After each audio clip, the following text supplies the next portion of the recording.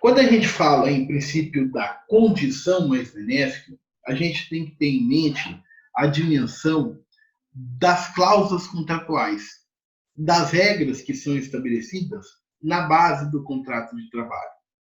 Numa abstração meramente analítica e sem considerar qual é a norma que seja mais favorável ao trabalhador, sem considerar qual é a norma mais favorável, quando a gente pensa em falar como que se estrutura o direito do trabalho, como que estaria estruturada a pirâmide das normas trabalhistas, vamos colocar assim, a gente poderia pensar em 3 camadas.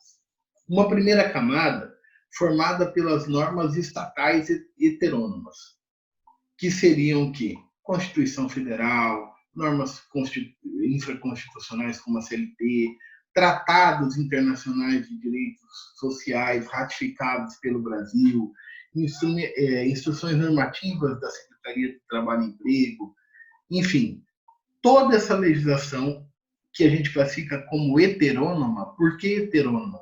Porque é formada fora do ambiente do contrato de trabalho, o ambiente individual e coletivo. Então, a normatividade que se aplica dentro do contrato de trabalho, você pode dividi-la em 3 camadas. Essa primeira camada formada pelas normas estatais heterônomas. Estou chamando de estatais por quê? Para dar o sentido de que vem de fora. Fora do contrato individual, fora do ambiente da discussão coletiva. Então, essa é a primeira camada das normas jurídicas que se aplicam dentro do contrato de trabalho. Uma segunda camada de normas jurídicas que se aplicam dentro do contrato de trabalho são as normas juscoletivas. Quais são essas normas juscoletivas? São aquelas que são negociadas coletivamente pelos sindicatos, pelos entes, perdão, os sindicatos é muito específico. São as normas juscoletivas, são as normas que são negociadas pelos entes coletivizados da área trabalhista. Sindicatos, federações, confederações, centrais sindicais, embora a central sindical não faça convenção coletiva, mas ela auxilia na elaboração.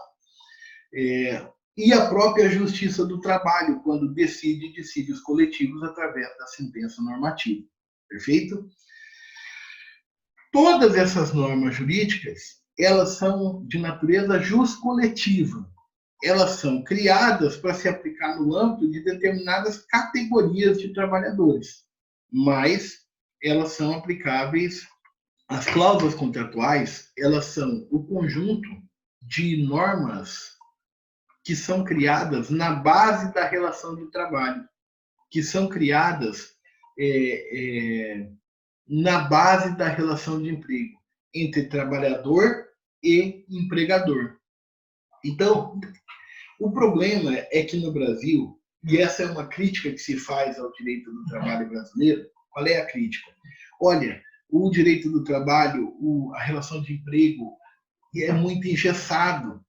Por quê? Porque tem muita regra criada por entes externos, Estado, sindicatos, tem muita regra criada por entes externos e pouca margem de negociação na base do contrato entre empresa e trabalhador. Essa é a crítica que é feita. Muito bem, acontece que essa crítica que é feita, ela tem um silogismo lógico muito interessante. Por quê? Porque essas normas que são criadas, elas são criadas para regular um mínimo. Elas não são criadas com a intenção de regular o máximo, o teto, o limite, para onde e de onde não pode passar. Estão compreendendo? Quando eu falo que o contrato de trabalho tem muitas normas heterônomas que se aplicam sobre ele, e digo assim, isso engessa a negociação trabalhista, isso engessa o contrato de trabalho, eu desprezo uma premissa da criação dessas normas jurídicas. De que só existe tanta norma estatal, só existe tanta norma coletiva, mas elas só existem e existem como necessárias para estabelecer o mínimo do que deve conter dentro de uma relação de emprego. Elas não existem para dizer que esse é o teto, daqui não pode passar, esse é o máximo que pode existir. Elas não existem para isso. Elas existem para dizer assim, esse é o mínimo, daqui não pode baixar, daqui não pode retroceder. Ok? Agora vamos voltar para aquela crítica que é feita. Engessa muito a relação de emprego, engessa muito a relação de trabalho, não dá liberdade para as partes negociarem. Aí é que vem a pergunta. Negociar o quê, meu querido? Negociar como? Porque a liberdade da negociação na base do contrato de trabalho é ampla, desde que ela seja para ir além, desde que ela seja para ser o mais, desde que ela seja para ir além daquilo que se colocou, daquilo que se colocou como mínimo. Essa liberdade tem freios em descer abaixo do mínimo. Abaixo do mínimo. Mas não para ir além desse mínimo. Estão entendendo? Então, na verdade, quando alguém diz que engessa muito, não permite negociação, qual é a verdadeira tradução que a gente pode fazer disso? Olha, esse monte de normas prevendo um mínimo para ser seguido impedem que você negocie para vir abaixo desse mínimo. Deu para entender? Essa crítica que é feita de que o contrato de trabalho, a relação de emprego tem muita norma incidente sobre ele e engessa a possibilidade de negociação, na verdade, a tradução que se pode fazer a ela, tradução lógica, que se pode fazer a ela é a seguinte: o piso está muito alto. Esse piso do mínimo que pode existir está muito alto. Nós precisamos negociar abaixo desse piso, para ir aquém desse piso. E para isso precisa vulnerar essas normas jurídicas que estabelecem o piso, seja no plano estatal, seja no plano coletivo. Perfeito? Então, o verdadeiro desnude dessa crítica é esse.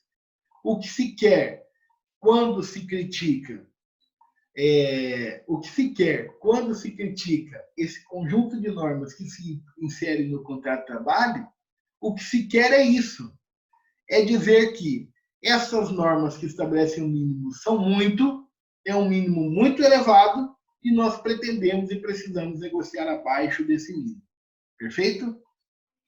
E eu provo que é isso. De que forma? É necessário que eu retire toda a tutela estatal, toda a tutela coletiva que estabelece o mínimo para você poder negociar mais? Para você poder ir além? Me digam se isso já é admitido hoje. Então, por óbvio que essa crítica que é feita é uma crítica que tem por objeto vulnerar esse piso que foi construído. É interessante as pessoas falarem assim, mas os Estados Unidos não tem salário mínimo, que na verdade tem, é 7 dólares e 25 a hora, salário mínimo federal, mas todos os estados têm o seu próprio salário mínimo e esse valor aumenta consideravelmente de estado para estado. Tem estado que é 11 dólares, tem estado que chega a 15 dólares, como, acho que, se não me engano, na Califórnia. Né? Aí o pessoal fala assim, se tirasse esse monte de direito, poderia negociar mais. Não, mas você pode negociar mais hoje. Você pode negociar além. Não tem importância. Isso já é admitido. O que se quer fazer acreditar é que, tirando a tutela do mínimo, você vai poder conceder mais. Não me parece haver precisão lógica nessa afirmação. Porque eu já posso conceder mais hoje. Nada me impede de ir além aqui na base do contrato de trabalho. Eu já posso conceder mais hoje. Vamos lá. Feita essa introdução, qual é o conteúdo? O que significa o princípio da condição mais benéfica? E aí, com razão, quem diz que a condição mais benéfica está dentro da norma mais favorável. Me parece haver substância disso. Mas não é essa classificação que nós estamos adotando, então, vamos em frente. O princípio da condição mais favorável está para o princípio da norma mais favorável, só que aplicado no plano das cláusulas contratuais. Mudando aquilo que tiver que ser mudado. Ora, sempre que eu tiver dentro do contrato 2 ou mais cláusulas contratuais estabelecendo direitos dos trabalhadores, e quando essas cláusulas contratuais se mostrarem conflitantes, qual é a que deve prevalecer? Vê que o sentido é o mesmo da norma mais favorável. Só que aí a divisão que a gente faz aqui metodológica é dizer a norma mais favorável vai se aplicar no âmbito das normas estatais e juros coletivos. E a condição mais favorável vai se aplicar no âmbito das normas contratuais. Perfeito?